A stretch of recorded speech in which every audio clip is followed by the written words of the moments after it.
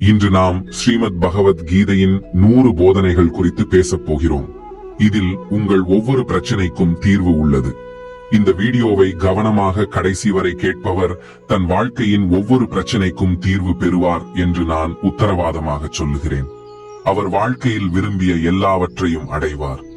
ஸ்ரீமத் பகவத் கீதையின் முதல் போதனை என்னவெனில், யாரையும் உண்மையான துணையாக நினைக்க வேண்டாம். கலியுகத்தில் மனிதர்கள் மிகவும் ஆபத்தானவர்கள் ஆகிவிட்டார்கள்.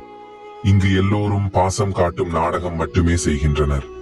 நீங்கள் நல்லது செய்திடும் இடமெல்லாம் உங்களுக்கு காயம் உண்டாகும். யாரும் உங்களுக்காக நன்மை செய்ய வரவில்லை. அனைவரும் உங்களை பயன்படுத்தி தங்கள் லாபத்தை பெறவே விரும்புகின்றனர்.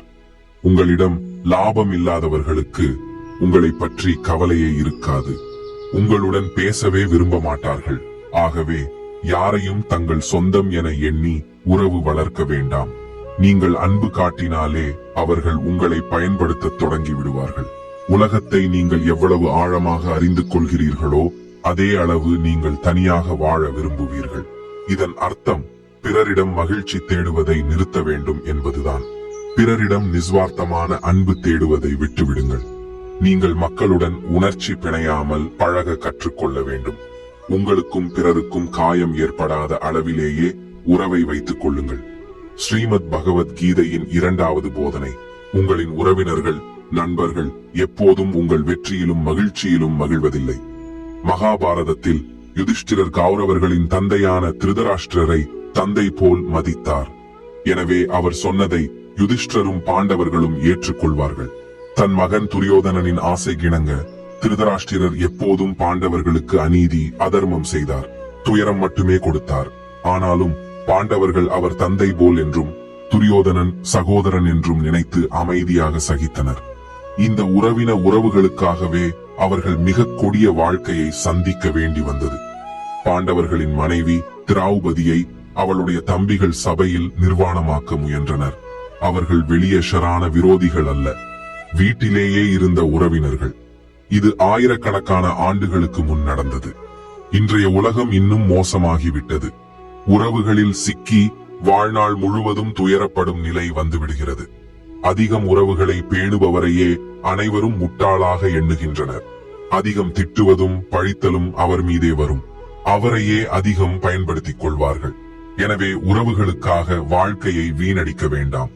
பகவத்கீதையின் 3வது போதனை, கலியுகத்தில் எல்லா உறவுகளும் வெறும் தோற்றம் மற்றும் சுயநலத்துக்காக மட்டுமே இருக்கும். நீங்கள் பிறரின் தோற்றத்தை பார்த்து நம்பினால் அவர்கள் உங்களை காயப்படுத்தும் முழு உரிமையையும் பெறுவார்கள். இனிமையாக பேசுபவர்கள் அல்லது பாசம் காட்டும் நாடகம் செய்பவர்களிடமிருந்து விலகி இருங்கள். இன்றைய காலத்தில் யாரையும் சீக்கிரம் நம்பக்கூடாது. அவர்கள் சொல்வதை செய்து காட்டினால் மட்டுமே அவர்கள் உங்களுக்குரியவர்கள். வெறும் வார்த்தை பேசுவோர் அருகில் கூட செல்ல வேண்டாம். 4வது போதனை, யாராவது உங்களிடம் தவறாக நடந்து கொண்டால் அதை சகிக்க வேண்டாம். தொடக்கத்திலேயே அதை தடுக்க வேண்டும். ஒரு முறை நீங்கள் சகித்துவிட்டால் அதை மீண்டும் மீண்டும் செய்வார்கள். நீங்கள் சகிப்பதால் உங்களை பெரியவர் என்று நினைக்க மாட்டார்கள். பலவீனன் என்று எண்ணி இன்னும் மோசமாக நடந்து கொள்வார்கள். இந்த உலகம் மாறிவிட்டது. இங்கு நீங்கள் அதிகம் நல்லவராக இருக்க முயன்றால் மக்கள் உங்களை மிதித்து விடுவார்கள். ஆகவே யாராவது உங்களிடம் தவறான முறையில் நடந்து கொண்டு அது உங்களுக்கு தவறு என்று தோன்றினாலும் உங்களுக்கு துயரம் தருகிறதெனினும் அந்த நடத்தையை ஒருபோதும் சகிக்க கூடாது. ஸ்ரீமத் பகவத்கீதையின் 5வது போதனை, ஒருமுறை உங்களை காயப்படுத்தியவர், ஏமாற்றியவர் அல்லது ஏதாவது இழப்பு ஏற்படுத்தியவருக்கு 2வது வாய்ப்பு ஒருபோதும் தரக்கூடாது. அவர் எவ்வளவு நான் மாறிவிட்டேன் என்றாலும் அவரை வாழ்க்கையில் மீண்டும் அனுமதிக்க கூடாது. ஒருவரை மன்னிப்பது நல்லது. ஆனால் மன்னித்து வாழ்க்கையிலிருந்து நீக்குவது மற்றும் மன்னித்து மீண்டும் வாய்ப்பு கொடுப்பது இரண்டும் வெவ்வேறானவை. ஆகவே உங்களுக்கு அறிந்தே துன்பம் கொடுத்தவருக்கு 2வது வாய்ப்பு தரக்கூடாது. ஸ்ரீமத் பகவத் கீதையின் 6வது போதனை, இன்றைய காலத்தில் யாரையும் தங்கள் சொந்தம் என்று எண்ணுவதை விட்டுவிட வேண்டும். மனதை ஒருபோதும் மக்களால் நிரப்பக்கூடாது. நீங்கள் உங்கள் மனதை மக்களால் நிரப்பிக் கொண்டிருப்பவரை உங்களுக்குள் எப்போதும் ஒரு வெற்றிடம் இருக்கும். ஏனெனில் யாரும் என்றும் உங்களுடன் இல்லை, இருப்பதும் இல்லை. உங்கள் வாழ்க்கையை கவனித்து பாருங்கள். உங்கள் கடந்த காலத்தை நினைத்து பாருங்கள். நீங்கள் வாழ்க்கையில் மிகவும் மதிப்பளித்தவர்கள், உங்கள் மகிழ்ச்சிக்கு காரணமாக நினைத்தவர்கள் இன்று உங்கள் வாழ்க்கையில் இல்லாமலும் இருக்கலாம். மகாபாரத போரில் அர்ஜுனன், நான் போராடப் போகிறவர்கள் எனது சொந்தவர்கள், இவர்களை எப்படி போராடுவது, இவர்களை எப்படி கொல்வது என்று எண்ணினான். அப்போது அவனுக்குள் சொந்த பாசத்தின் மோகம் உணர்வு எழுந்தது. அப்போது பகவான் ஸ்ரீகிருஷ்ணர் அவனுக்கு கீதையின் ஞானத்தை அளித்தார். நீ சொந்தம் என்று நினைப்பவர்கள் உன்னை பாண்டவர்களுடன் சேர்த்து கொல்ல முயன்றவர்கள், உன் மனைவியை சபையில் அவமானப்படுத்த முயன்றவர்கள், பீமனுக்கு விஷம் கொடுத்தவன் துரியோதனன் தான், பிச்சைக்காரனைப் போல 13 ஆண்டுகள் வனவாசம் அனுபவிக்க வைத்தவர்களும் இவர்களே. ஆனாலும் நீ இவர்களை சொந்தம் என்று கூறுகிறாய். இதுவே நம் வாழ்க்கையிலும் உண்மை. நாம் சொந்தம் என்று நம்பி உயிர் விடும் மனிதர்களே பெரும்பாலும் நம் துயரங்களுக்கு காரணமாக இருப்பவர்கள். நம் ஒவ்வொரு துயரத்திற்கும் காரணம் அந்த ஒரே மனிதர்களே. ஆகவே இந்த உலகத்தில் சொந்த பாசத்தின் மோகத்தில் சிக்கி உங்கள் வாழ்க்கையை ஒருபோதும் கெடுக்க வேண்டாம். ஸ்ரீமத் பகவத்கீதையின் 7வது போதனை, நீங்கள் வாழ்க்கையில் எதை விரும்பினாலும் அதை அடைவதற்காக முயற்சி செய்யவில்லை என்றால், போராடவில்லை என்றால், அந்த பொருள் கிடைக்காத போது அல்லது அதை இழந்த போது அழுவதற்கும் வருந்துவதற்கும் உங்களுக்கு எந்த உரிமையும் இல்லை. இந்த வாழ்க்கை உங்களுடையது. இங்கே உங்களுக்கு எது வேண்டும் என்றாலும் அதற்காக நீங்களே போராட வேண்டும். மக்கள் எப்போதும் பிறரை குறை சொல்வார்கள். அவனால் தான் என் வாழ்க்கை கெட்டுப் போனது, அல்லது என் சூழ்நிலைகளால் நான் விரும்பியதை பெற முடியவில்லை என்று. ஆனால் சூழ்நிலையையும் மனிதர்களையும் குறை சொல்ல வேண்டாம். நீங்கள் விரும்பியதை பெறவில்லை என்றால் அதற்கான முழு பொறுப்பும் உங்களுடையது, வேறு யாருடையதும் அல்ல. எனவே வாழ்க்கையில் எதை வேண்டுமானாலும் அதற்கான தகுதி உங்களுக்கே உருவாக்கிக் கொள்ள வேண்டும். அதற்காக உழைப்பதை ஒருபோதும் நிறுத்தக்கூடாது. ஸ்ரீமத் பகவத் கீதையின் 8வது போதனை, நீங்கள் உலகையும் மக்களையும் முழுமையாக புரிந்து கொண்டோம் என்று ஒருபோதும் நினைக்க வேண்டாம். நீங்கள் மக்களுடன் எவ்வளவு தொடர்பு கொண்டிருக்கிறீர்களோ அவ்வளவு மட்டுமே அவர்களை புரிந்து கொள்வீர்கள். உங்களுக்கு மக்களுடன் வேலை வந்தால் மட்டுமே நீங்கள் அவர்களை அறிந்து கொள்வீர்கள். ஆனால் இந்த உலகம் மிகவும் பெரியது. ஒவ்வொரு மனிதரும் அடுக்கு அடுக்காக வாழ்கிறார்கள். வாழ்வதற்காக எல்லோரும் நல்லவர்கள் போலவே வாழ்கிறார்கள். நீங்கள் ஒருவருடன் தொடர்பு கொள்ளத் தொடங்கும் போது மெதுவாக அவரின் அடுக்குகள் நீங்கத் தொடங்கும். அப்போதுதான் அவர் நீங்கள் நினைத்தது போல் இல்லாமல் வேறு விதமானவர் என்று தெரியும். நீங்கள் எவ்வளவு அனுபவம் பெற்றவராக இருந்தாலும் ஒரு புதிய மனிதர், ஒரு புதிய உறவு எப்போதும் உங்களை ஆச்சரியப்படுத்தும்.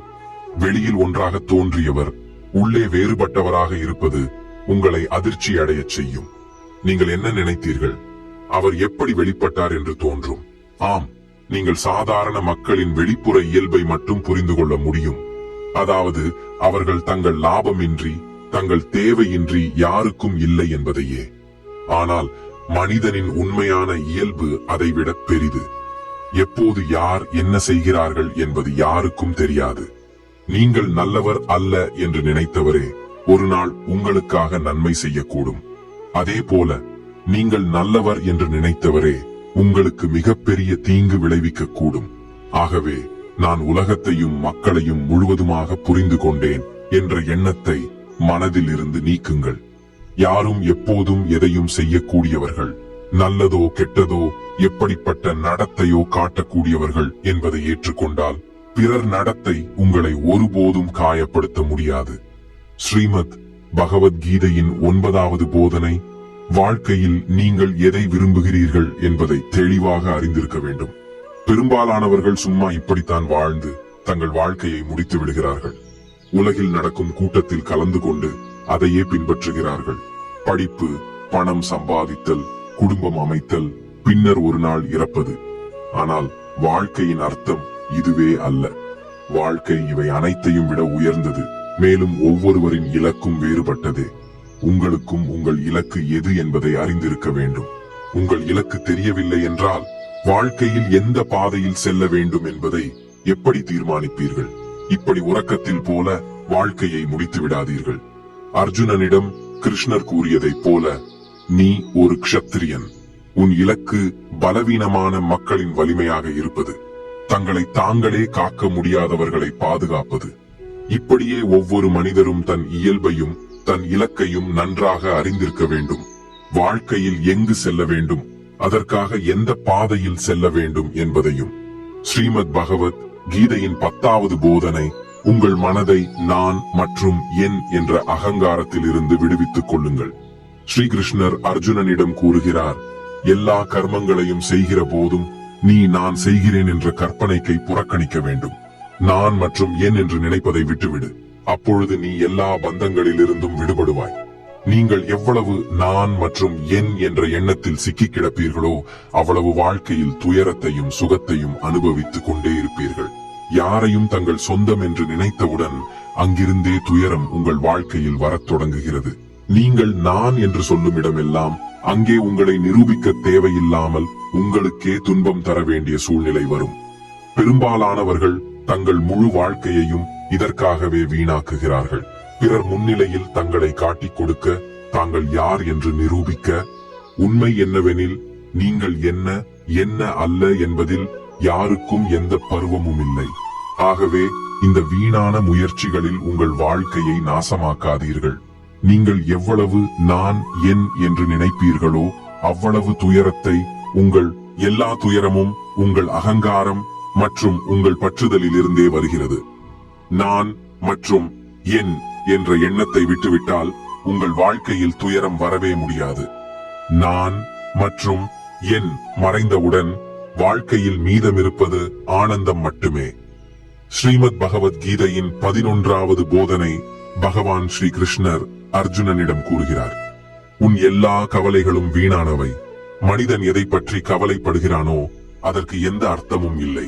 ஏனெனில் நடக்க வேண்டியது மாற்ற முடியாது. நடக்கப் போவதில்லை என்றால் அதை பற்றி கவலைப்படுவதற்கேனு? நடக்கப் போவது நடந்தே தீரும் என்றால் ஏன் உன்னை தானே தொந்தரவு செய்கிறாய்? நாம் பிறந்ததற்கும் எஜமான் அல்ல, இறப்பதற்கும் எஜமான் அல்ல.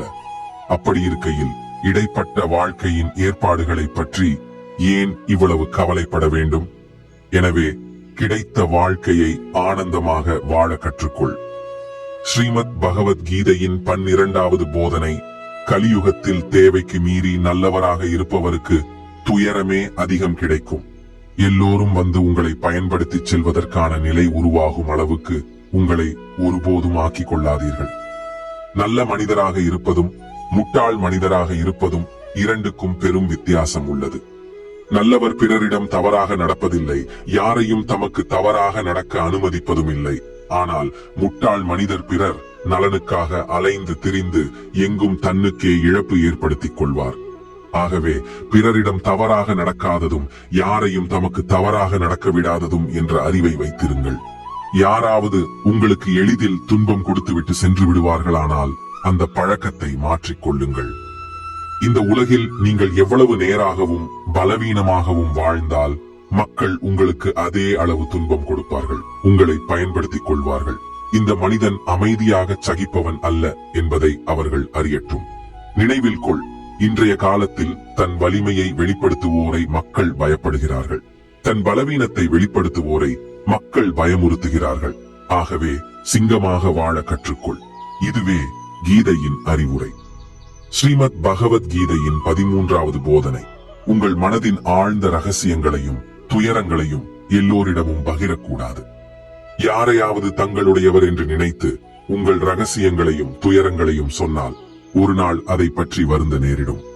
என்னுடைய ரகசியங்களை மக்களிடம் கூறி மிகப்பெரிய தவறு செய்துவிட்டேன், துயரங்களை வெளிப்படுத்தி தவறு செய்துவிட்டேன் என்று. ஏனெனில் இவர்கள் ஒருபோதும் உங்களின் நெருங்கியவர்கள் அல்ல. இந்த உலகம் இப்படித்தான், எங்கு லாபம் எங்கு பொருள் அங்கேயே சாய்ந்துவிடும். உங்களிடமிருந்து லாபம் கிடைக்காமல் போனதும் அதே மனிதர்கள் உங்களை விட்டு விலகி விடுவார்கள். உங்கள் ரகசியங்களையும் பலவீனங்களையும் துயரங்களையும் உலகுக்கு சொல்லத் தொடங்குவார்கள். ஆகவே உங்கள் மனதின் ஆழ்ந்த ரகசியங்களை மனதிலேயே வைத்திருங்கள். ஸ்ரீமத் பகவத் கீதையின் 14வது போதனை நீங்கள் பிறரிடமிருந்து மரியாதை எதிர்பார்த்து கொண்டிருக்கும் வரை உங்களுக்கு அவமானமே வரும். யாராவது உங்களை மதிக்க வேண்டும் என்ற ஆசை இருக்கும் வரை யாரும் உங்களை மதிக்க மாட்டார்கள். மக்களிடமிருந்து மரியாதை எதிர்பார்க்காதீர்கள். யாராவது உங்களை மதிக்க வேண்டும் என்று எதிர்பார்க்காதீர்கள். உலகின் மக்கள் மிகவும் சுயநலத்துடன் இருக்கிறார்கள். தங்கள் சுயநலம் நிறைவேறியவுடன் நீங்கள் அவர்களுக்காக ஏதாவது செய்தீர்களா என்பதையும் மறந்து விடுவார்கள். நீங்கள் வாழ்நாள் முழுவதும் அவர்களுக்காக உயிர் விட்டாலும் அவர்கள் ஒரு நிமிடத்தில் உறவை முறித்து விடுவார்கள். ஆனால் நீங்கள் அவர்களே உங்களை மதிக்க வேண்டும் என்று உயிர் விடுகிறீர்கள். இவர்கள் யாருடையதும் அல்ல. ஆகவே மக்களுக்காக உயிர் விடுவதை நிறுத்தி தங்களுக்காக வாழ்க்கையை வாழத் தொடங்குங்கள். ஸ்ரீமத் பகவத்கீதையின் 15வது போதனை: எது நடக்கிறதோ நல்லதற்காகவே நடக்கிறது. எது நடந்து கொண்டிருக்கிறதோ நல்லதற்காகவே நடக்கிறது. எது நடக்கப் போகிறதோ அதுவும் நல்லதற்காகவே நடக்கும் என்ற போதனை. இது கேட்க எளிதானது, ஆனால் புரிந்து கொள்வது கடினம். ஏனெனில் நமக்கு ஏதாவது தவறு நடந்தாலும், அநீதி நடந்தாலும், வாழ்க்கையில் துயரம் வந்தாலும் முழு உலகமே தவறாக தோன்றும். வாழ்க்கையே தவறாக போய்விட்டது போல தோன்றும். ஒவ்வொரு மனிதரும் சுயநலக்காரர்களாக தோன்றுவார்கள். எப்போதும் நமக்கு துன்பமே நடக்கிறது என்று தோன்றும். அப்படி இருக்கையில் எது நடக்கிறதோ நல்லதற்காகவே என்று கீதையின் இந்த உபதேசத்தை உண்மையென எப்படி சொல்வது? உண்மை என்னவெனில், வாழ்க்கையில் துயரம் வந்தால் அது நம்மை தகுதியான, வலிமையான மனிதராக உருவாக்குகிறது. யாராவது நம்மை துன்பப்படுத்தினால் அந்த துன்பம் நமக்கு கண்களை திறக்க வைக்கிறது. நம்முடைய உயிரை கொடுத்து வந்தவர்கள் நம்மை மதிக்காதவர்கள் என்பதை உணர வைக்கிறது. நம்மை பற்றி கவலைப்படாதவர்களுக்காக நம்முடைய வாழ்க்கையை எப்படி தியாகம் செய்கிறோம் என்பதையும் புரிய வைக்கிறது. சிறு குழந்தைக்கு அதன் தாய் கசப்பான மருந்தை கொடுப்பது போல அந்த கசப்பான மருந்து அந்த குழந்தைக்கு ஒருபோதும் பிடிக்காது. ஆனால் அந்த கசப்பான மருந்து அவன் நோயை குணப்படுத்துகிறது. உண்மையில் ஒவ்வொரு மனிதனும் தனது புரிதலுக்குள் வரும் அளவிலோ அல்லது அவனுக்கு காட்டப்படுகிறதோ கேட்கப்படுகிறதோ அதையே உண்மை என நம்பி வாழ்கிறான். ஆனால் உங்கள் வாழ்க்கையில் துயரம் வராத வரை நீங்கள் யாருடைய உண்மையையும் அறிய முடியாது. மக்களுக்கு உங்களிடமிருந்து வேலை கிடைக்கிறது, அவர்களின் தேவைகள் நிறைவேறுகின்றன என்ற அளவுக்கு மட்டுமே உலகம் உங்களுடன் வேறு விதமாக நடக்கும். ஆனால் மக்களுக்கு உங்களிடமிருந்து லாபம் கிடைப்பது நிறுத்தப்படும் நாளிலேயே அவர்களின் உண்மையான முகம் உங்களுக்கு தெரியும். அது உங்கள் இதயத்தை ஆழமாக காயப்படுத்தும். உண்மையில் ஒவ்வொரு மனிதரும் ஒரு முகமூடி அணிந்து சுற்றி கொண்டிருக்கிறான். அவர் உங்களிடம் மோசமாக நடந்து கொள்ளாத வரை நீங்கள் அவரின் உண்மையை அறிய முடியாது. அதனால் தான் சொல்லப்படுகிறது, உங்களை சொந்தமாக கருதியவர் உங்களை துன்பப்படுத்தினாலும் அது உங்களுக்கு சிறந்ததே. வாழ்க்கையில் துயரம் வந்தாலும் அது நல்லதே. ஏனெனில் அதுவே உங்களை வாழ்க்கையில் போராட கற்றுக் கொடுக்கிறது, முன்னேற கற்றுக் கொடுக்கிறது, மனிதர்களை அடையாளம் காண கற்றுக் கொடுக்கிறது. பகவத்கீதையின் 16வது போதனை: வாழ்க்கையில் ஒருபோதும் யாரிடமும் சார்ந்திருக்கும் நிலைக்கு செல்லாதீர்கள். நீங்கள் யாரிடமும் சார்ந்திருக்காத வரை யாரும் உங்களுக்கு துன்பம் கொடுக்க முடியாது, உங்களை பயன்படுத்த முடியாது. நீங்கள் யாரிடமும் சார்ந்து விட்டீர்கள் என்றால் அவர் உங்களை சுரண்டத் தொடங்குவார். நீங்கள் உங்கள் வாழ்க்கையை யாரோ ஒருவரின் சார்பாக ஆக்கினீர்கள் என்ற நாளில் இருந்து அவரின் அடிமையாக வேண்டும். மற்றவர்களை பற்றி சொல்ல வேண்டாம். தங்கள் வேலைக்காரர்கள், உதவியாளர்கள் மீது சார்ந்துவிடும் மனிதர்களே அவர்களின் சலிப்பையும் சகிக்கத் தொடங்குகிறார்கள். ஏனெனில் அவர்கள் அறிந்திருக்கிறார்கள், அவர்கள் இல்லாமல் உங்களின் வேலை நடக்காது. நீங்கள் உங்களால் அதை செய்ய முடியாது. வேறு யாரும் கிடைக்காத சூழலில் அவர்கள் உங்களை தொந்தரவு செய்ய தொடங்குவார்கள். ஆனால் நீங்கள் உங்களின் வேலையை நீங்களே செய்ய முடியும். உங்களுக்கு 1000 வேறு வாய்ப்புகள் கிடைக்கும் என்பதை அவர்கள் அறிந்துவிட்டால் அமைதியாகவே தங்கள் வேலையை செய்வார்கள். நீங்கள் ஒரு வேலையில் இருந்தாலும், உங்கள் மேல் அதிகாரி தவறு செய்தாலும், நீங்கள் அவரிடம் சார்ந்திருப்பதால் அவரது அனைத்து துன்புறுத்தல்களையும் சகித்துக் கொள்கிறீர்கள் என்றால் அவர் அதை பயன்படுத்துவார். நீங்கள் வாழும் குடும்பத்திலும் யாரிடமும் சார்ந்திருந்தால் அவர்கள் உங்களை முழுவதுமாக சுரண்டுவார்கள். ஏனெனில் நீங்கள் 24 மணி நேரமும் அங்கேயே இருக்க வேண்டும், வேறு எங்கும் செல்ல முடியாது. அந்த மனிதன் உங்கள் தலையில் ஏறி ஆடுவான், உங்களை முழுவதுமாக தனது கட்டுப்பாட்டில் வைப்பான். மக்களுக்கு தங்களுக்கு கீழானவர்களை கட்டுப்பாட்டில் வைத்திருப்பதில் மிகுந்த சந்தோஷம். நீங்கள் 1000 நல்லது செய்தாலும், அவர்கள் மகிழும் வேலைகளை எல்லாம் செய்தாலும் அத்தகையவர்கள் உங்கள் கழுத்தை பிடித்துக் கொண்டே இருப்பார்கள். உங்களிடம் ஏதாவது திறமை இருந்தால் உங்கள் சிறகுகளை வெட்டிவிடுவார்கள். நீங்கள் வாழ்க்கையில் ஒருபோதும் முன்னேற முடியாதபடி செய்ய முயல்வார்கள். யாரிடமும் சார்ந்திருப்பது இறப்பை விட மோசமானது. சார்ந்திருப்பது உங்களை அடிமையாக வைத்திருக்கும். உங்கள் வாழ்க்கையை பாழாக்குபவர்கள் எப்போதும் நீங்கள் சார்ந்திருப்பவர்களே என்பதை கவனித்தீர்களா? உங்கள் அனைத்து துயரங்களும் நீங்கள் சார்ந்திருப்பவர்களிடமிருந்தே வருகிறது. சார்ந்திருப்பது உடல் அல்லது வேலை மட்டுமல்ல, மன சார்ந்திருப்புதான் மிக பெரியது. வாழ்க்கையில் யாராவது நம்மை கவனித்தால் தான் நாங்கள் மகிழ்ச்சியாக இருப்போம் என்று நினைப்பது. தனிமையை மக்கள் தாங்க முடியாமல் மனசார்ந்திருப்பை தங்களால் பயன்படுத்திக் கொள்ளும் மனிதர்களுடன் நீங்கள் இணைந்து விடுகிறீர்கள். அவர்களுடன் உறவை வளர்ப்பது உங்கள் வாழ்க்கையில் சிறிது மகிழ்ச்சி கிடைக்க வேண்டும் என்பதற்காகத்தான். ஆனால் அவர்கள் உங்களை இரத்த கண்ணீர் வடிக்க வைப்பார்கள், உங்கள் வாழ்க்கையை நரகமாக்குவார்கள். நினைவில் கொள்ளுங்கள், தாய் தந்தையை தவிர நீங்கள் சார்ந்து விட்டும் உங்களை பயன்படுத்தாதவர் உலகில் இதுவரை பிறந்ததே இல்லை. ஸ்ரீமத் பகவத்கீதையின் 17வது போதனை. நீங்கள் உலகில் தனியாகவே வந்தீர்கள், தனியாகவே போவீர்கள். உண்மையில் இங்கு யாரும் உங்களுடையவர் அல்ல. ஒரு நாள் நமக்கு பிறப்பளித்த தாய் தந்தையும் நம்மை விட்டுச் செல்கிறார்கள். அப்படி இருக்கையில் பிறரிடம் என்ன எதிர்பார்ப்பது? யாராவது உங்களை விட்டு போனாலும் நினைவில் கொள்ளுங்கள், இறைவன் எப்போதும் உங்களுடன் இருக்கிறார். அவர் உங்களை ஒருபோதும் விட்டு செல்ல மாட்டார். கீதையில் ஸ்ரீகிருஷ்ணர் அர்ஜுனனிடம் கூறுகிறார், யாராவது என்னை ஏற்றுக்கொண்டாலும் இல்லை என்றாலும் நான் மனிதனை ஒருபோதும் விட்டுவிட மாட்டேன். ஏனெனில் இவர்கள் அனைவரும் என்னுடைய பிள்ளைகளே. அதனால் தனிமையை ஒருபோதும் துயரமாக கருத வேண்டாம், பயப்படவும் வேண்டாம். தவறான மனிதருடன் வாழ்வதற்கே பயப்பட வேண்டும். ஒரு பழமொழி உண்டு, something is better than nothing. ஒன்றுமில்லாததை விட ஏதாவது இருப்பது நன்று. ஆனால் இன்னொரு பழமொழியும் உண்டு, nothing is better than nonsense. அர்த்தமற்ற மனிதர்களுடன் வாழ்வதற்கு பதிலாக ஒன்றுமில்லாமல் இருப்பது நல்லது. ஆகவே தனியாக இருக்கிறேன் என்று துயரப்படும் மனிதன் தனிமையை பற்றி கவலைப்பட தேவையில்லை என்பதே கீதையின் உபதேசம். ஸ்ரீமத் பகவத்கீதையின் 18வது போதனை. வாழ்க்கையில் எப்போதாவது சிரமம் வந்தாலும் தைரியம் இழக்காதீர்கள். சிறிது பொறுமை காப்பாற்றுங்கள். கடின நேரத்தில் தங்களை அடக்கிக் கொண்டு பொறுமையுடன் இருக்கும் மனிதர்கள் எந்த சிரமத்தையும் எளிதாக கடந்து செல்கின்றனர். ஆனால் சிரமத்தை பார்த்து பயப்படும் மனிதர்களின் சிரமம் மேலும் அதிகரிக்கும்.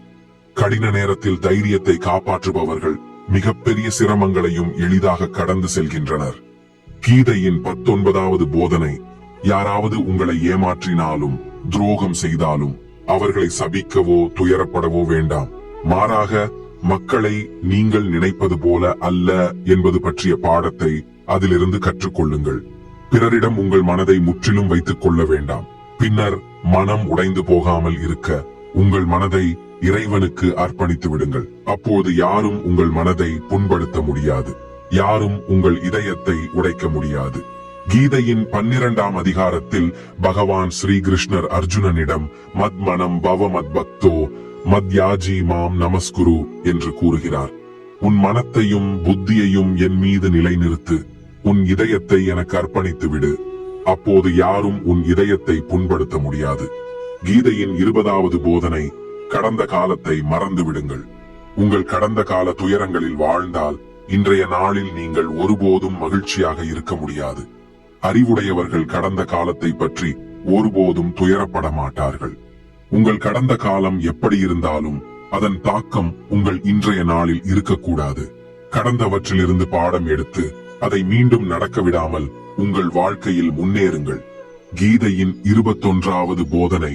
அன்பு கொடுப்பது அதற்கு தகுதியானவர்களுக்கே கொடுங்கள். உங்கள் அன்பை மதிக்காதவரின் பின்தொடர்ந்து அன்பு காட்டி உங்களை துன்புறுத்திக் கொள்ளாதீர்கள். உங்களை மதிக்காத மனிதரிடமிருந்து எவ்வளவு தூரம் விலகி இருப்பீர்களோ அது உங்களுக்கு அவ்வளவு நன்மை. கீதையின் 22வது போதனை. நம் உறவினர்களே நம்மை மிகவும் பொறாமைப்படுவார்கள். நம் வெற்றியால் மிகவும் பாதிக்கப்படுபவர்கள் நம் உறவினர்களே. வெளியில் உள்ளவர்களுக்கு நம் வாழ்க்கையில் என்ன நடக்கிறது என்பதில் அக்கறை இல்லை. ஆனால் நம் உறவினர்களின் பார்வை எப்போதும் நம் வாழ்க்கை மீதே இருக்கும். வெளியில் அவர்கள் முன்னேறுங்கள், வெற்றி பெறுங்கள், மகிழ்ச்சியாக இருங்கள் என்பார்கள். ஆனால் நீங்கள் சிறிது வெற்றியடைந்து அந்த செய்தியை அவர்களிடம் சொன்னால் யாரும் உண்மையில் மகிழ்வதில்லை. பலமுறை உலகம் முழுவதும் உங்களை விரும்பி பாராட்டினாலும் உங்கள் உறவினர்கள் உங்கள் வெற்றியையும் மகிழ்ச்சியையும் பார்த்து மேலும் பொறாமைப்படுவார்கள். மகாபாரத போர் வெளியினரிடையே நடந்ததல்ல, அது சகோதரர்களுக்கிடையேயான சண்டை. பாண்டவர்களின் ஒவ்வொரு சந்தோஷத்தையும் துரியோதனன் பொறாமைப்படுவான். பாண்டவர்கள் வெற்றி பெற்றாலே அதை சகிக்க முடியாது. சகோதரர்களுக்கிடையேயான அந்த பொறாமையே பலரை பலியெடுத்த அச்சிறியற்ற போருக்கு காரணமானது. கீதையின் 23வது போதனை. நீங்கள் எவ்வளவு அதிகமாக ஒருவரிடம் பாசமும் பற்றும் வைத்திருக்கிறீர்களோ அவ்வளவு அவர் உங்களை அழ வைப்பார். உலகில் எத்தனை பேருக்கு எத்தனை விபத்துகள் நடந்தாலும் நமக்கு அதிகம் பாதிப்பதில்லை.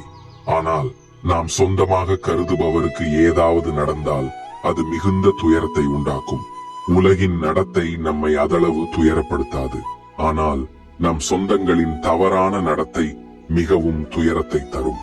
உலகம் மாறினாலும் பெரிதாக துயரமில்லை. ஆனால் நம் சொந்தம் மாறினால் அது மிகவும் வேதனையாக இருக்கும். நீங்கள் ஒருவருடன் எவ்வளவு ஆழமாக இணைவீர்களோ அவ்வளவு அதிகமான துயரத்தையும் அனுபவிக்க வேண்டி வரும். அதிகமாக ஒருவரிடம் பற்று கொண்டிருப்பவர்களை நீங்கள் பெரும்பாலும் அழுவதை பார்ப்பீர்கள். பெற்றோர் தங்கள் குழந்தைகளுக்காக அழுகிறார்கள். காதலர்கள் காதலுக்காக அழுகிறார்கள். நீங்கள் யாரிடமும் மிக அதிகமாக பற்று கொண்டால் இறுதியில் துயரம் வருவது நிச்சயம். உண்மையில் உங்கள் வாழ்க்கையில் யாரை மிகவும் சிறப்பானவராக ஆக்குகிறீர்களோ மிக வலியான அடி உங்களுக்கு அவரிடமிருந்தே வரும். பலர் சொல்வார்கள், எனக்கு அப்படிப்பட்ட ஒருவரிடமிருந்து துரோகம் ஏற்பட்டது.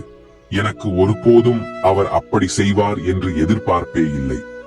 இப்போது ஏன் துரோகம் நடக்கிறது?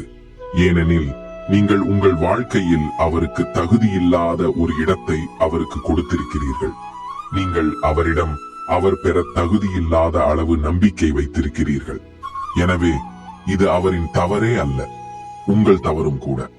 ஒருவரிடம் இவ்வளவு அளவுக்கு இணையக்கூடாது, பின்னர் துன்பத்தை சகிக்க வேண்டிய நிலை வராதபடி. கீதையின் 24வது போதனை, மிகச் சிறிய விஷயங்களுக்கே சீக்கிரம் கோபப்படுவது உங்களை பாழாக்கிவிடும். சீக்கிரம் கோபம் கொள்பவர்களுக்கு முதலில் தங்களின் உறவுகளில் ஒருபோதும் உண்மை கிடைக்காது. அனைவரும் உங்களை பார்த்து அஞ்சுவார்கள். எப்போது எந்த விஷயத்தில் கோபம் கொள்வீர்கள் என்று தெரியாது. மேலும் அதிகமாக கோபப்படும் மக்களுக்கு உயர் இரத்த அழுத்தம், இதய நோய் போன்றவை ஏற்படும் வாய்ப்பு அதிகம். இத்தகையவர்களை உலகம் மனநிலை பாதிக்கப்பட்டவர்கள் என நினைக்கத் தொடங்கும். ஏனெனில் அதிகமாக கோபம் கொள்பவர்களின் மூளையில் மகிழ்ச்சி ஹார்மோன்கள் மிகவும் குறைவாக உற்பத்தியாகின்றன. இவர்கள் பெரும்பாலும் துயரத்திலும் மனவேதனையிலும் இருப்பார்கள். கீதையின் 25வது போதனை, எந்த ஒரு விஷயத்துக்கும் அளவுக்கு மீறிய பழக்கத்தை உருவாக்கிக் கொள்ளக்கூடாது. அது போதைப் பொருளாக இருந்தாலும் சூதாட்டமாக இருந்தாலும், அதிகம் சாப்பிடும் பழக்கம், அதிகம் தூங்கும் பழக்கம், முழு நேரமும் சோம்பேறித்தனமாக இருப்பது, அதிகமாக மொபைல் பயன்படுத்துவது அல்லது போன்ற தொலைக்காட்சி பார்ப்பது, எது அதிகமாக இருந்தாலும் அது உங்களுக்கு துன்பத்தை தரும். எனவே வாழ்க்கையில் நீங்கள் எல்லாவற்றையும் செய்தாலும் அவற்றின் மீது உங்களுக்கு கட்டுப்பாடு இருக்க வேண்டும். வாழ்க்கையை வாழ வேண்டும் என்றால் சமநிலையில் வாழ கற்றுக்கொள்ளுங்கள். கீதையின் 26வது போதனை, வாழ்க்கையில் எப்போதாவது சிரமம் வந்தாலும், யாரும் துணையாக தெரியாவிட்டாலும் இறைவனிடம் வேண்டிக் கொள்ள வேண்டும். பலர் சொல்வார்கள், நாம் பிரார்த்தனையில் எதை வேண்டுகிறோமோ அது எங்களுக்கு கிடைப்பதில்லை. நீ பிரார்த்தனை செய்கிறாயா அல்லது பிச்சை கேட்கிறாயா?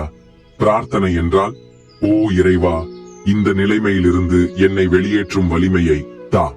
வாழ்க்கையின் சிரமங்களுடன் போராட வலிமையை தா. அவற்றை வெல்ல வலிமையை தா. எங்களுக்கு வழிகாட்டு. எங்கள் வாழ்க்கையில் அடுத்தது என்ன செய்ய வேண்டும் என்பதை அறிவுறுத்து என்பதாகும். கீதையின் 27வது போதனை மிகவும் பிரபலமானது. எல்லோரும் அதை சொல்வார்கள், கர்மம் செய், பலனை நினைக்காதே. ஆனால் அதன் அர்த்தத்தை பலர் புரிந்து கொள்ள மாட்டார்கள். இதன் அர்த்தம் என்ன மனதில் தோன்றுகிறதோ அதை செய்துவிடு, பிறகு என்ன நடக்கிறதோ பார்க்கலாம் என்பதல்ல. இதன் அர்த்தம் நீங்கள் யாருக்காக ஏதாவது செய்தாலும் அதற்கு பதிலாக அவரிடமிருந்து எதையும் எதிர்பார்க்காதீர்கள் என்பதாகும்.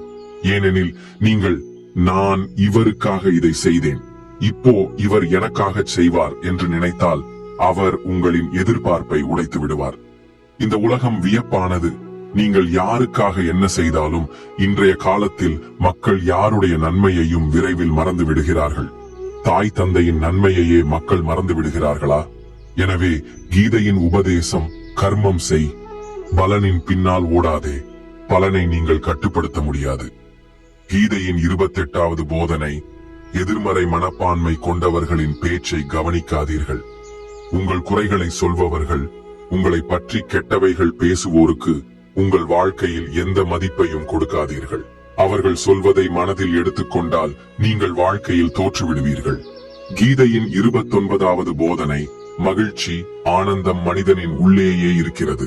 ஆனால் மனிதன் அதை வெளியே தேடுகிறான், பிற மனிதர்களிடம், பிற வாழ்க்கையில், எதிர்காலத்தில்.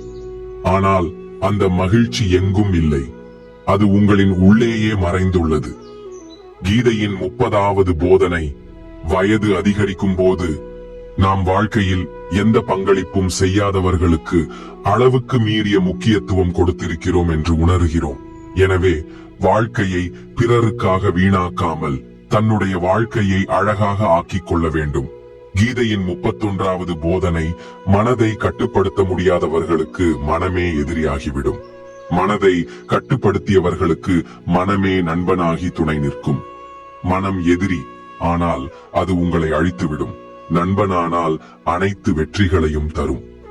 கீதையின் 32வது போதனை, துயரும் சந்தோஷமும் காலநிலையைப் போல வந்து கொண்டே இருக்கும். எதுவும் நிரந்தரம் அல்ல. எனவே துயரம் வந்தால் அஞ்சாதீர்கள், சந்தோஷம் வந்தால் அதற்கு பழக்கப்படாதீர்கள். கீதையின் 33வது போதனை, நடக்க வேண்டியது நடந்தே தீரும், நடக்காதது ஒருபோதும் நடக்காது. இதை புரிந்தவர்களுக்கு கவலை இல்லை. கீதையின் 34வது போதனை, நல்லது செய்தாலும் மக்கள் உங்கள் குறைகளையே நினைவில் வைத்துக் கொள்வார்கள். எனவே மக்கள் என்ன சொல்கிறார்கள் என்பதை கவலைப்படாமல் உங்கள் கர்மத்தை செய்யுங்கள். கீதையின் 35வது போதனை, தங்களை இறைவனிடம் முழுமையாக சமர்ப்பிக்குங்கள். அதுவே மிகப்பெரிய ஆதாரம். அதை உணர்ந்தவர் அனைத்து பயம், கவலை, துயரங்களில் இருந்தும் விடுபடுவார். கீதையின் 36 போதனை, உன்னிடம் என்ன போய்விட்டது? நீ என்ன கொண்டு வந்தாய்? என்ன உருவாக்கினாய்? எல்லாம் இங்கேயே இருந்து இங்கேயே செல்கிறது. இன்று உன்னுடையது, நாளை வேறொருவருடையது. மாற்றமே உலகின் நியமம் என்பதாகும். கீதையின் 37வது போதனை, மனிதன் எவ்வாறு இறைவனை நினைக்கிறானோ இறைவனும் அதே போல அவருக்கு பலன் தருகிறார்.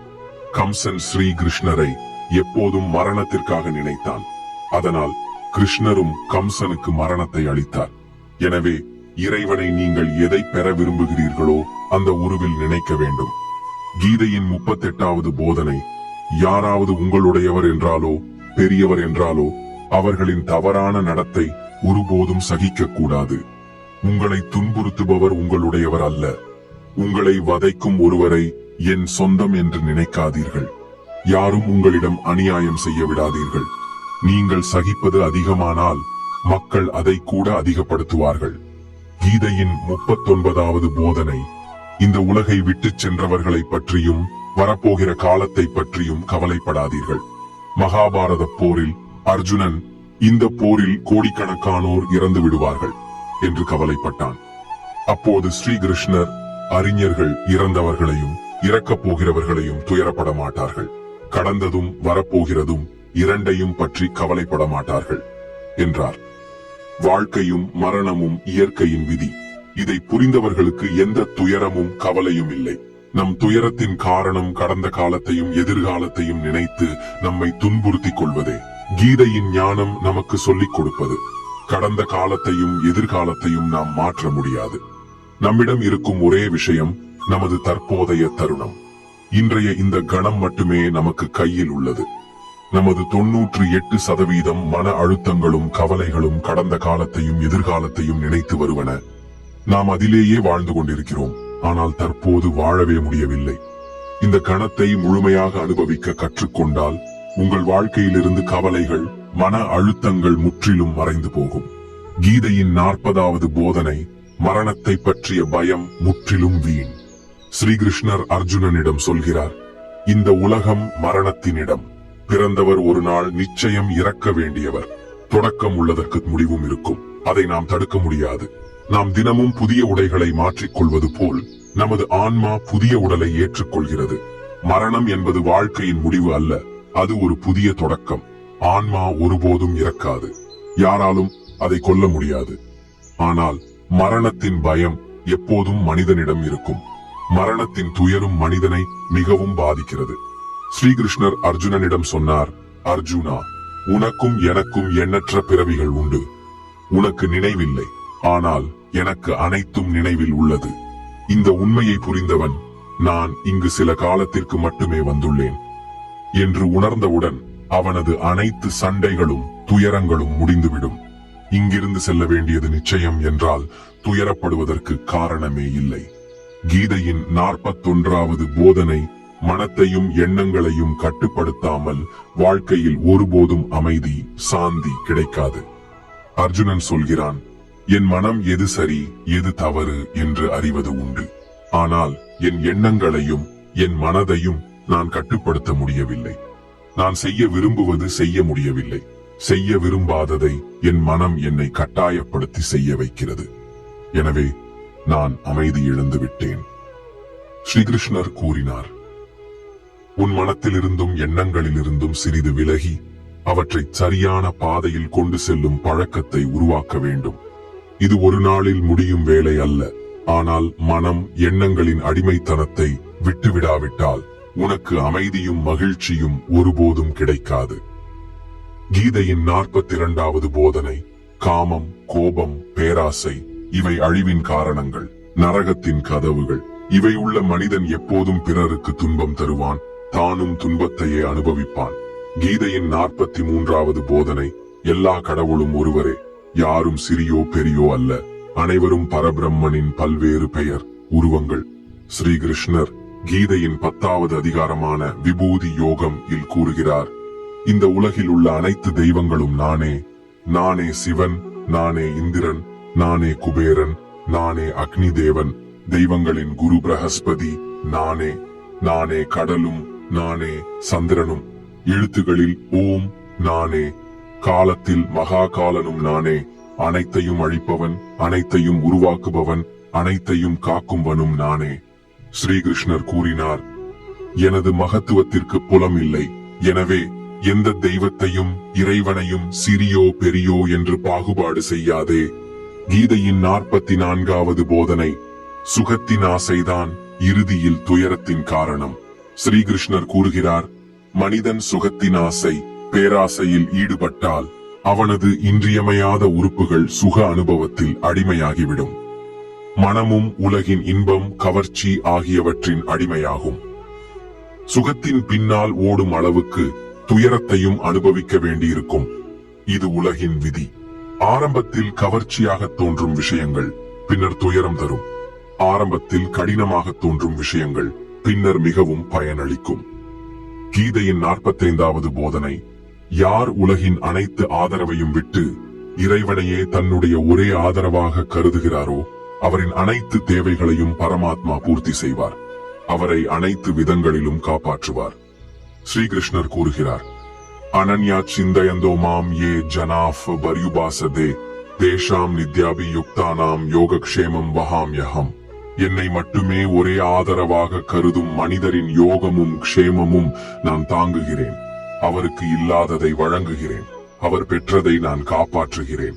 என்னை முழுமையாக நம்புகிறவர்களின் அனைத்து தேவைகளையும் பூர்த்தி செய்வதும் அவர்களை காப்பதும் நானே. கீதையின் 46 போதனை இந்த உலகில் எதுவும் நமக்கு சொந்தமல்ல. கீதா சாரத்தில் நீங்கள் பலமுறை கேட்டிருப்பீர்கள், உன்னிடம் என்ன போய்விட்டது, நீ என்ன கொண்டு வந்தாய்? நேற்று வரை யாரை இல்லாமல் நீங்கள் வாழ முடியாது என்று நினைத்தீர்களோ இன்று அவர்களுடன் உங்கள் எந்த உறவும் இல்லை, பேசுவதற்கு கூட இல்லை. வாழ்நாள் முழுவதும் துணை நிற்பேன் என்று சொன்னவர்கள் இன்று எங்கே உள்ளார்கள் என்பதே தெரியாது. இங்கு எல்லாம் மாறிவிடுகிறது. எல்லோரும் மாறிவிடுகிறார்கள். ஒவ்வொரு உறவும் மாறிவிடுகிறது. அதிலும் நம்முடைய இந்த உடலே தினமும் மாறிக்கொண்டே இருக்கிறது. குழந்தை பருவத்திலிருந்து இளமை, இளமையிலிருந்து முதுமை, ஒரு நாள் இது கூட நம்மை விட்டு பிரிந்துவிடும். அப்படி இருக்கையில் யாருக்காக அழுவது, யாருக்காக கவலைப்படுவது? நாம் எல்லாம் வாழ்நாள் முழுவதும் பொருட்கள், உறவுகள், வாழ்க்கையை உருவாக்குவதிலும் அழகுபடுத்துவதிலும் நேரம் செலவிடுகிறோம். ஆனால் ஒரு நாள் எல்லாம் சிதறி விடுகிறது. வாழ்நாள் முழுவதும் எதற்காக போராடினோமோ, செல்வம், உறவுகள், அவையெல்லாம் விட்டுவிட்டு இந்த உலகை விட்டு செல்ல வேண்டியிருக்கும். கீதையின் 47வது போதனை யாரிடமும் அளவுக்கு மீறிய பற்று கொள்ளாதீர்கள். ஸ்ரீகிருஷ்ணர் கீதையின் முழு ஞானத்தையும் அர்ஜுனனின் பற்றை நசுக்கும் பொருட்டே கூறினார். பற்றுதல்தான் மனிதனை அதிகமாக அழ வைக்கும். அது சிங்கத்தை போல் வலிமையான ஒருவரை கூட நரியாக மாற்றும். தேவதைகளுடன் போராடி வென்ற அர்ஜுனனே தனது உறவினர்களை யுத்தத்தில் பார்த்ததும் கையில் இருந்த வில்லை பிடிக்கும் வலிமையே இல்லாமல் போனது. அவன் சொன்னான், கேசவா, என் கைகள் நடுக்கமாகின்றன. இந்த யுத்தத்தை நான் செய்ய முடியாது. பற்று மிகவும் வேதனையானது. அதன் துன்பத்தை தாங்க முடியாமல் பலர் தங்களின் உயிரையே முடித்து விடுகின்றனர். யாரிடமும் அளவுக்கு மீறிய பற்று கொண்டால் வாழ்க்கை முழுவதும் துன்பத்தை சந்திக்க வேண்டியிருக்கும். பற்றிலிருந்து வெளியே வர முடியாதவன் தன்னுடைய அனைத்தையும் இழந்து விடுவான். எனவே கீதையின் உபதேசம், உங்கள் மனத்தின் பற்றை விட்டு வலிமையானவராகவும் அறிவுடையவராகவும் இருங்கள். கீதையின் 48வது போதனை, இந்த உலகில் பிறந்திருந்தால் துன்பம் நிச்சயம் வரும். ஏனெனில் ஸ்ரீகிருஷ்ணர் கூறுகிறார், இது துக்காலயம் அசாஸ்வதம், துக்கங்களின் இல்லம் நிலையற்றது. மருந்தகத்தில் மருந்து கிடைப்பது போல, நூலகத்தில் நூல்கள் கிடைப்பது போல இந்த உலகம் துக்காலயம். இங்கு துக்கமும் சுகமும் நிச்சயம் வரும். அதற்காக அஞ்ச வேண்டாம், கவலைப்பட வேண்டாம். ஏனெனில் இங்கு எதுவும் நிரந்தரமில்லை. துக்கம் சுகமாக மாறும், சுகம் துக்கமாக மாறும், மரியாதை அவமரியாதையாக மாறும், மகிழ்ச்சி துயரமாகவும் துயரம் மகிழ்ச்சியாகவும் மாறும், ஜெயம் தோல்வியாகவும் தோல்வி ஜெயமாகவும் மாறும். இங்கு எதுவும் நிரந்தரமில்லை, நாமோ நம்முடன் தொடர்புடைய எதுவும். கீதையின் 49வது போதனை, அவசியமேவ போக்தவ்யம் கிருதம் கர்ம சுபாசுபம். செய்த கர்மத்தின் பலனை நிச்சயம் அனுபவிக்க வேண்டும். அது நல்லதோ கெட்டதோ, எவ்வளவு புத்திசாலித்தனமாக இருந்தாலும் கர்மத்தின் தண்டனை இன்று இல்லாவிட்டாலும் நாளை வரும். கீதையின் 50வது போதனை, இன்றைய நாளில் வாழ கற்றுக்கொள்ளுங்கள், நாளைய தினத்தை கவலைப்படாதீர்கள். கீதையின் 51வது போதனை, யார் உங்களிடம் அதர்மம் பாவம் செய்கிறார்களோ அவர்களுக்கு தண்டனை நிச்சயம் கொடுக்க வேண்டும்.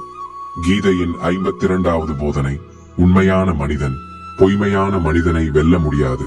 ஆனால் அந்த பொய்மைக்கும் அநியாயத்திற்கும் தவறுக்கும் எதிராக நேரடியாக போராட தயாரானால் மட்டுமே வெல்ல முடியும். கீதையின் 54வது போதனை, துரோகம் எப்போதும் தன்னுடையவர்களிடமிருந்தே வரும். உங்களை அறியாதவர் உங்களை ஒருபோதும் துரோகம் செய்ய முடியாது. எனவே உங்களுக்கு சுற்றியுள்ள உங்களை நன்கு அறிந்தவர்களுக்கே உங்களை ஏமாற்றும் வல்லமை உண்டு. கீதையின் 55வது போதனை, தன்னை தானே காக்க முடியாத ஒருவரை இறைவனாலும் காக்க முடியாது. கீதையின் 56வது போதனை, வாழ்க்கையை பாழாக்கக்கூடிய எந்த தீய பழக்கத்தையும் தமக்குள் உருவாக்கிக் கொள்ளாதீர்கள். கீதையின் 57வது போதனை, சோம்பேறி மனிதன் வாழ்க்கையில் எதையும் அடைய முடியாது. அவன் எப்போதும் நாளை செய்வேன், எதிர்காலத்தில் செய்வேன் என்று திட்டங்கள் போடிக்கொண்டே இருப்பான். ஆனால் அவனது முழு வாழ்க்கையும் அந்த நாளை என்பதிலேயே முடிந்துவிடும். எதையும் சாதிக்க முடியாது. கீதையின் 58வது போதனை, உங்களுடையது என்று இருப்பது நிச்சயமாக உங்களை வந்து சேரும். உங்களுடையதல்லாததற்காக ஒருபோதும் அழ வேண்டாம். கீதையின் 59வது போதனை, வாழ்க்கையில் மகிழ்ச்சியாக இருக்க விரும்பினால் மனத்தின் அடிமைத்தனத்தை விட்டுவிட வேண்டும். 60வது போதனை, உலகின் மீது எவ்வளவு அதிகமாக பற்றுக் கொள்கிறீர்களோ அவ்வளவு வாழ்க்கையில் துயரும் வேதனையும் அனுபவிப்பீர்கள். 61வது போதனை, எப்போதும் கோபம் கொள்பவர்களின் வாழ்க்கையில் சந்தோஷமும் அமைதியும் ஒருபோதும் வராது. 62வது போதனை, யாருக்காகவும் உதவி செய்ய முடியாவிட்டாலும் திட்டமிட்டு ஒருவரின் மனதை புண்படுத்தாதீர்கள். 63வது போதனை, துயரத்தில் உங்களுக்கு துணையாக இருப்பவரே உங்களுடைய உண்மையான நண்பர். மற்ற அனைவரையும் அந்நியர்களாக கருதுங்கள். 64வது போதனை, எது நடக்கிறதோ அது நல்லதற்காகத்தான் நடக்கிறது. 65வது போதனை, ஒவ்வொரு செயலும் அறிவுடன் செய்யப்படுவதுதான் யோகம். யோகம் கர்மசு கௌசலம். அறிவில்லாமல் செய்யப்படும் வேலை வாழ்க்கையில் வெற்றி தராது. ஆனால் அறிவுடன் எடுக்கப்படும் சிறு படிகளும் பெரிய வெற்றியை அளிக்கும். 66வது போதனை, வாழ்க்கையில் எதிலும் அளவுக்கு மீறாதீர்கள். ஒவ்வொன்றிற்கும் ஒரு வரம்பு உண்டு. அதை மீறினால் அழிவை தவிர வேறொன்றும் கிடைக்காது. 67வது போதனை, நீங்கள் எதற்கும் அதிக முக்கியத்துவம் கொடுத்தால் அதுவே உங்களை ஒருபோதும் மதிக்காது. 68வது போதனை, நீங்கள் உங்களை மதிக்கவில்லை என்றால் யாரும் உங்களை மதிக்க மாட்டார்கள். 70வது போதனை, யாரிடம் சத்தியமும் இறைவனின் சக்தியும் இருக்கிறதோ அவருக்கு எதிராக உலகமெங்கும் இருந்தாலும் இறுதியில் வெற்றி அவருக்கே. யத்ர யோகேஸ்வரஃப் கிருஷ்ணோ யத்ர பார்தோ தனுர்தரஃப் தத்ர ஸ்ரீர் விஜயோ பூதிர் த்ருவா நீதிர் மதிர்மம். கீதையின் இந்த இறுதி ஸ்லோகம், எங்கு சத்தியம் இருக்கிறதோ அங்கே இறைவன் இருக்கிறார், எங்கு இறைவன் இருக்கிறாரோ அங்கேயே வெற்றி இருக்கும். 71வது போதனை, வாழ்க்கையில் சண்டை தகராறு தவிர்க்க வேண்டும். ஆனால் அது உங்கள் குணநலன், மரியாதை, உரிமைகள் குறித்து வந்தால் போராடவும் தெரிந்திருக்க வேண்டும். 72வது போதனை, எவ்வளவு மோசமான நேரமாயினும் தைரியம் இழக்காதவர் வாழ்க்கையில் அனைத்தையும் அடைவார்.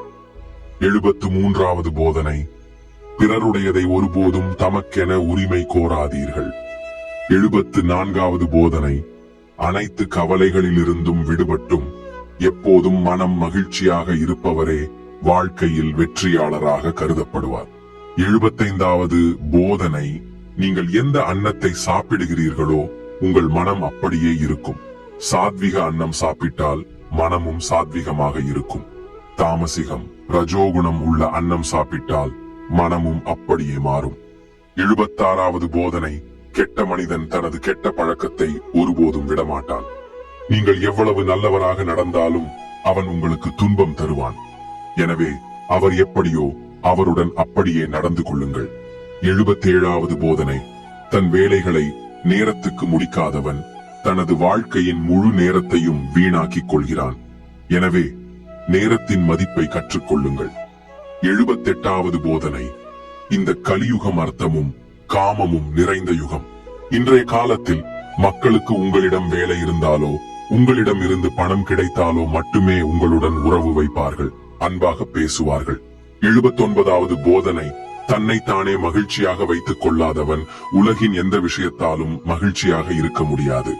80வது போதனை, இந்த உலகில் தோல்வியுற்றவர்களுக்கும் துன்பத்தில் இருப்பவர்களுக்கும் யாரும் உதவ மாட்டார்கள்.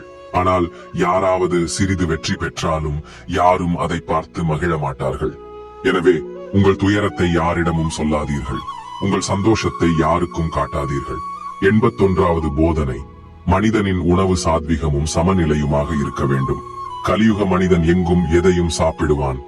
என்ன சாப்பிட வேண்டும், எவ்வளவு சாப்பிட வேண்டும், எங்கு சாப்பிட வேண்டும், எப்படி சாப்பிட வேண்டும் என்பது தெரியாதவன் வாழ்க்கையின் உயரங்களை அடைய முடியாது. 82வது போதனை, தங்களை மக்கள் பயன்படுத்தி விட்டு செல்லும் மாதிரியான மனிதராக ஒருபோதும் ஆக்கிக் கொள்ளாதீர்கள். 83வது போதனை, மனிதன் தவறான கர்மங்களை விட்டுவிட்டு எப்போதும் நல்ல கர்மங்களை செய்ய வேண்டும். 84வது போதனை, எப்போதும் தன் வாழ்க்கையிலும் சுற்றியுள்ள உலகிலும் எல்லாவற்றிலும் கெட்டதை மட்டுமே காண்பவர், எல்லாம் தவறே என காண்பவர் விரைவில் மனச்சோர்வில் டிப்ரெஷன் ஆழ்ந்து விடுவார். 85வது போதனை, குற்றமற்ற ஒருவரை துரோகம் செய்வதும் காரணமின்றி திட்டமிட்டு அவரது மனதை புண்படுத்துவதும் இந்த உலகின் மிகப்பெரிய பாவமாகும். 86வது போதனை, நீங்கள் பிறரிடமிருந்து மரியாதை எதிர்பார்த்து கொண்டிருக்கும் வரை அவமதிப்பு உங்களை தொடர்ந்து வந்து கொண்டே இருக்கும். 87வது போதனை, துயரத்திலிருந்து விடுபட விரும்பினால் இறைவன் உங்களுக்கு அளித்தவற்றில் திருப்தியுடன் இருக்க கற்றுக்கொள்ளுங்கள். 88வது போதனை, வாழ்க்கையின் மிகப்பெரிய சிரமங்களிலும் கடினங்களிலும் கூட மகிழ்ச்சியாக இருப்பதை பழகிக் கொள்ளுங்கள். 89வது போதனை, ஒருவர் எப்படி இருக்கிறாரோ அவருடன் அவ்வாறே நடந்து கொள்ளுங்கள். 90வது போதனை, வாழ்க்கையில் யாரையும் இழப்பதை ஒருபோதும் அஞ்சாதீர்கள்.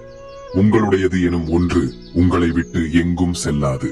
உங்களுடையதல்லாதது நீங்கள் எவ்வளவு பிடித்துக் கொண்டாலும் இன்று இல்லை என்றால் நாளை உங்கள் வாழ்க்கையை விட்டு நீங்கி போகும். 91வது போதனை, உங்களுக்கு வாழ்க்கையில் தேவையான எதுவாக இருந்தாலும் அதற்காக நீங்களே உழைக்க வேண்டும். யாரும் வந்து உங்கள் நலனுக்காக செய்ய போவதில்லை. 92வது போதனை, மக்களை பற்றி கவலைப்படாதீர்கள், சரியானதை மட்டுமே செய்யுங்கள். 93வது போதனை, பொய் பேசுவதால் ஒருவருக்கு நன்மை பாதுகாப்பு கிடைத்தால் அந்த பொய் பாவம் அல்ல, புண்ணியம். அதேபோல் உண்மை பேசுவதால் ஒருவருக்கு இழப்பு காயம் ஏற்பட்டால் அந்த உண்மை புண்ணியம் அல்ல, பாவமாக கருதப்படும். 94வது போதனை, மனிதன் எப்போதும் செயலில் ஈடுபட்டிருக்க வேண்டும். வெற்றி கிடைத்தாலும் தோல்வி வந்தாலும் கர்மத்தை ஒருபோதும் கைவிடக்கூடாது. 95வது போதனை, வாழ்க்கையை ஒரு திருவிழாவைப் போல மகிழ்ச்சியாக வாழுங்கள். காரணம், வாழ்க்கையில் எதற்கும் மிகுந்த தீவிரமாக இருக்க வேண்டிய அவசியமில்லை.